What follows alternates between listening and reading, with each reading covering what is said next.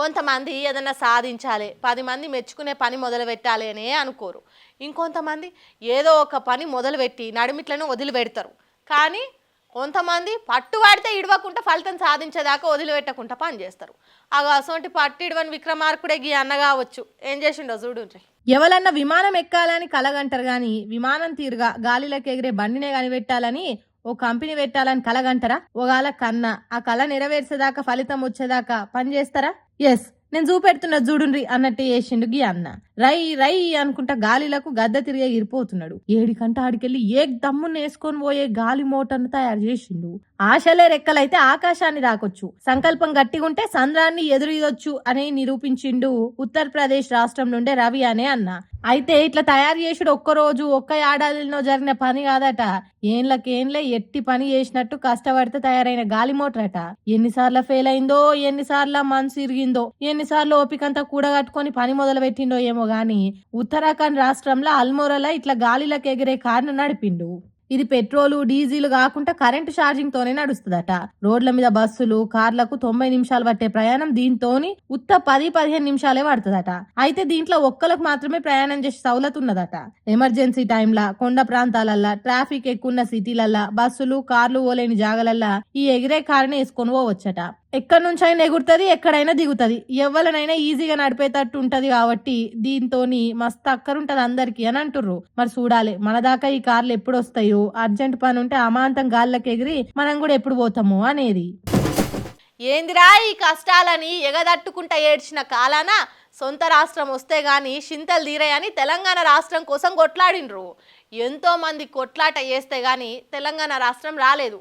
కానీ కొంతమంది మొత్తం జీవితాలని త్యాగం చేసిండ్రు. రాష్ట్రాలు రావాలని రాత్రి పగలు పని చేసిండ్రు. అట్లాంటి వాళ్ళను కడుపున పెట్టుకొని చూసుకోవాలి. ఆ త్యాగదండ్లు జీవిడిస్తే వాళ్ళ ఇంటికి కంటి రెప్ప తిరగా కాపలుండాలి. అదే చేస్తున్నాడు పెద్ద మనిషి కేసీఆర్ సార్ కూడా. పెద్ది సుదర్శన్ రెడ్డి అన్న చచ్చిపోయి ఏ లోకానున్నాడో గాని తెలంగాణ సమాజం పెద్ది త్యాగాన్ని దలుచుకోకుంటుండలేకపోతుంది. తను చేసిన పనులు లక్షలాది మందికి బతుకునిచ్చినాయి. పెద్ది అడుగుబడ్డ బీడు భూములు పోడు భూములు పచ్చవడి పంట చేన్లైనాయి. బొందిల పానం ఉన్నంత కాలం తెలంగాణ ప్రజల కోసమే పరితపించిండు. అందుకే పెద్ది సుదర్శన్ రెడ్డి తల్లిని భార్య పిల్లలను కడుపులో పెట్టుకొని చూసే బాధ్యత అందరి తరపున నాది అన్నట్టు చెప్పిండు పెద్ద మనిషి కేసీఆర్ సారు. ఎంత చేసినా పెద్ది సుదర్శన్ రెడ్డి లేని లోటు తీర్చలేందే గాని తన కన్న తల్లిని భార్య పిల్లలను కంటికి రెప్పతీరుగా చూసుకుంటామన్నట్టు 2,25,00,000 సాయం చేయబోతున్నట్టు చెప్పిండు కేసీఆర్. పొద్దు పొడుపసొంటి ఉద్యమ వీరుణ్ణి గన్న పెద్ది అమృతమ్మకు 25 లక్షలు ఫిక్స్డ్ డిపాజిట్ చేస్తారట. పెద్ది కొడుకు బిడ్డ చదువుల కొరకు షరీ ₹1,00,00,000 ఇవ్వబోతుర్రట. పైసలు ఇచ్చి చేతులు దులుపుకున్నట్టు చేసుడు కాదు, పిల్లల బాగోగులు భవిష్యత్ ఖర్చులు ఎప్పటికప్పుడు బీఆర్ఎస్ పార్టీ దగ్గరుండి చూసుకుంటుందట. 10 రోజుల దినాల కార్యానికి కేసీఆర్ పెద్ది సుదర్శన్ రెడ్డి సొంతూరు నల్లవెల్లికి వచ్చే ముచ్చట అందరికి ఎరుకున్నదే కదా. ఆ కార్యం తర్వాత వరంగల్ జిల్లా బీఆర్ఎస్ పార్టీ లీడర్లతో మాట్లాడి నర్సంపేట రాజకీయ భవిష్యత్ ఏంది, బీఆర్ఎస్ పార్టీకి పెద్ద తీరుగా పెద్ద దిక్కయ్యేది ఎవలను రాజకీయ రంగంలోకి దించాలి, డీలిమిటేషన్ రిజర్వేషన్లు అనే తతంగం ఒకటి కాబట్టి అప్పటి వరకు బీఆర్ఎస్ పార్టీని నడిపించే బాధ్యత ఎవరి చేతిలో పెట్టాలనే ముచ్చట్లు పక్కకు పెట్టి పెద్ది సుదర్శన్ రెడ్డి ఇంటికి ఇంకెసోంటి సాయం చేయాలనే ముచ్చటే ముఖ్యంగా మాట్లాడుకుంటురట.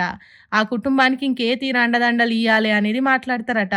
అటెన్కో మంచి నిర్ణయం తీసుకొని పెద్ది సుదర్శన్ రెడ్డి కుటుంబానికి కొండంత అండిచ్చుడే తనకు ఇచ్చే గొప్ప నివాళి అనే ఆలోచన చేస్తున్నాడట కేసీఆర్ సారు.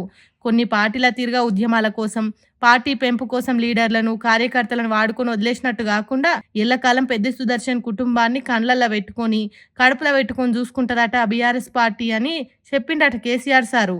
మరి 10వ రోజు నాడు దినాలు అయినాక అందరు కలిసి ఏ నిర్ణయం పెద్ది కుటుంబానికి ఇంకేసొంటి సాయం చేస్తారనేది చూడాలి.